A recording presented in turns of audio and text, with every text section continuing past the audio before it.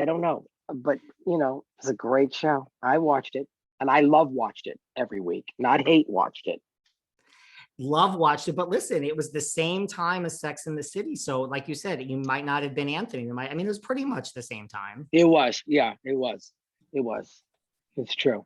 Why, I followed your career, it's not just about Sex and the City, like Steam Pipe Alley, and Yep. a little shout out to Men and Trees. I had the pleasure of having Anne Heche on this podcast. Yeah, I know. Working with her, she was beautiful to work with, by the way. I had a great time with her. She was lovely to me, and that was a good experience, except for the fact that I had to fly to Vancouver every week. But it's not that I love Vancouver. I just I'm in New York, and it's it's like going to Hawaii or Bora Bora. It's a long flight. But I had a good time with that show. I really, John Amos, who I loved. Oh God, it was lovely. It was a great show.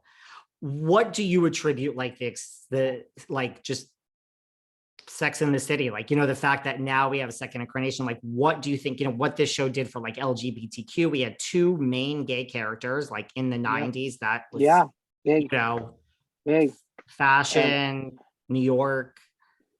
Yeah.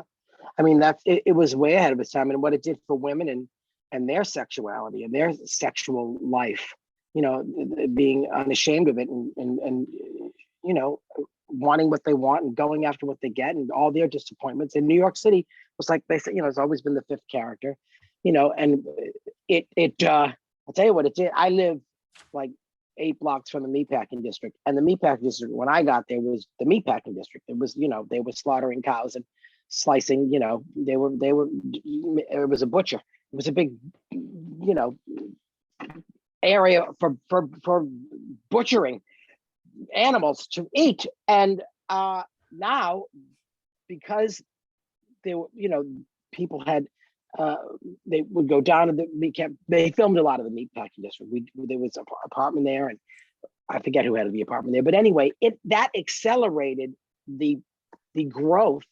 I think Sex and the City accelerated the growth of the meatpacking district. It became this go-to place, the Soho House, and and Pastis, and I go down there all the time, except on weekends when drunk women chase me.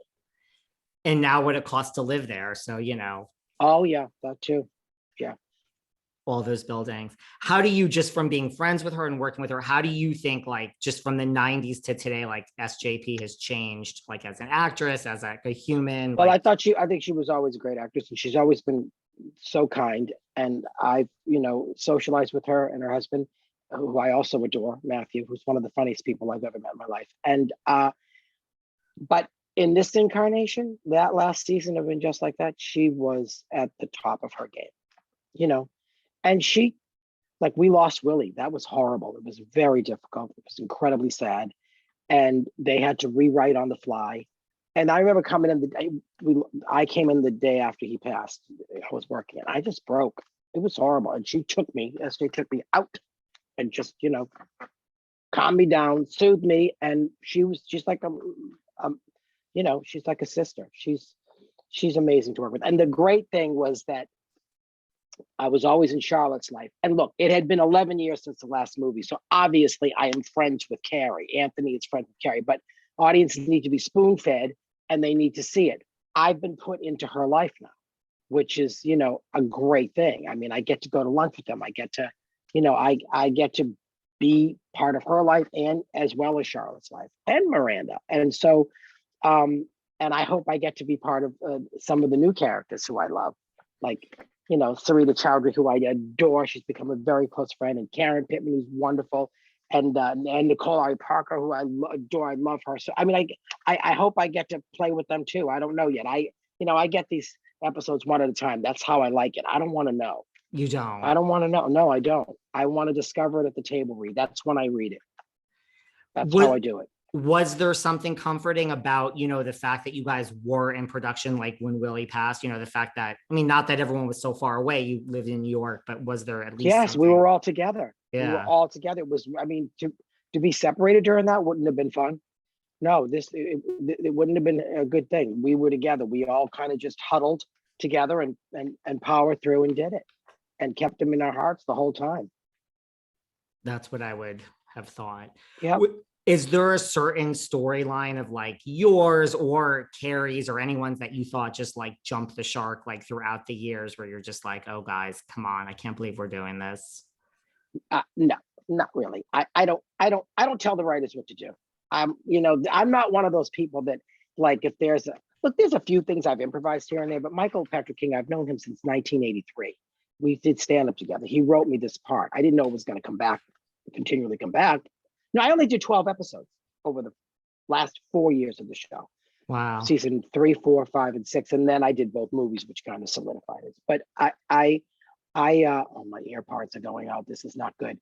But anyway, I'm gonna have to do the rest of these Zoomers today without ear parts, so I hope they can deal with it. But anyway, so this character is very much part of him, and he writes for me better than anybody. I mean, if I'll improvise and suggest something, and sometimes he'll say no, and sometimes he'll let it fly, and sometimes he'll love it and then decide, no, I don't like it. But I never read something and go, excuse me, Michael, can we talk in the writer's room about this? Never. I trust him. I would walk into any room with him blindfolded. So yeah, I'm good. Wow. Well, another part of your career, which I've loved every time you're on The View or you've been on The View, I've loved watching you on The View. I love doing The View. I miss it. Because I used to do it so much. You did it a lot. It started years ago. I did. It started when, Joy had me on Comedy Corner. That's how it started. And then I think the second or third time I did her Comedy Corner, I think I did it after the Golden Globes, and I just went off about the Golden Globes. They were like, hey, why don't you come on after every award ceremony and rip it apart? So that was fun. But you can't do that anymore because people get so offended. So I'm glad it's over. I don't want anybody coming after me for shit I say. I'm too old for that crap. Like, no, thank you. I'm tired. As Fantasia would say, I'm tired. I'm tired. It's a different world we live in today, yes. Yeah, but you can't say shit.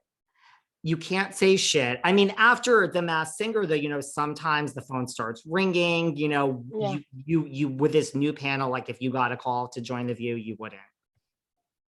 No. Years ago I would have, but now, no. I don't want to be on TV every day and have people coming after me for what I say. No, it's none of your business. No, thank you.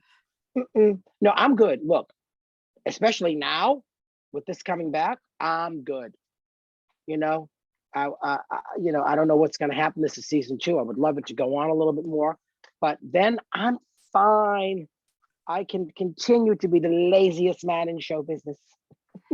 It's like, listen, I think it's got a long run ahead of it, just like The Masked Singer does. Yes, it does. Oh, that's endless. Yes. That's amazing. And it's